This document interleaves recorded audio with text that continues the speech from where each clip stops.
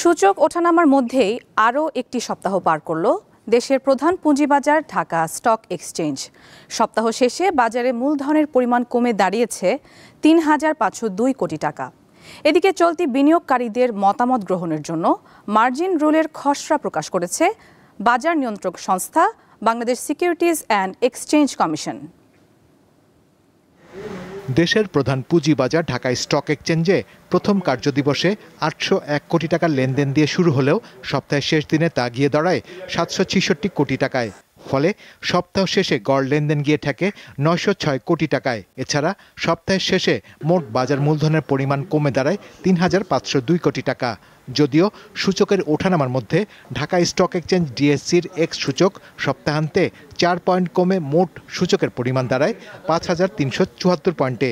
এই সপ্তাহ মোটামুটি ভালোই গিয়েছে, কারণ টার্নওভার প্রচুর হয়েছে প্রথম কার্যদিবস এবং দ্বিতীয় কার্যদিবসে।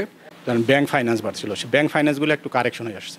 কারেকশন হওয়ার কারণে আপনার বাজারে কিছু লো পেইড আপ শেয়ার আছে, এই শেয়ারগুলো কিন্তু আবার একটু বাড়ছে। ঠিক আছে, গত 2 দিন কারেকশন গেছে, আজকে ভালো গেছে। সব মিলিয়ে ঢাকার শেয়ার বাজারের সূচক ওঠানামার মধ্যে দিয়ে সপ্তাহ পার করলেও একে নেতিবাচক হিসেবে দেখছে না ব্রোকারেজ হাউসগুলো।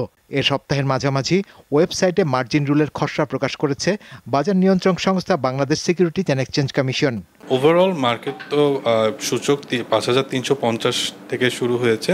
এখনও সোফার আমরা কিন্তু একটা নেট গেইন পজিশনেই আছি। রোববার থেকে বৃহস্পতিবার যদি আমরা চিন্তা করি, এর মধ্যে খাতভিত্তিক যদি আমরা বলি আইটি সেক্টর এবং ইন্স্যুরেন্স সেক্টরে কিন্তু আমরা একটা দখল দেখতে পাচ্ছি বা একটা লিডিং পজিশন দেখতে পাচ্ছি।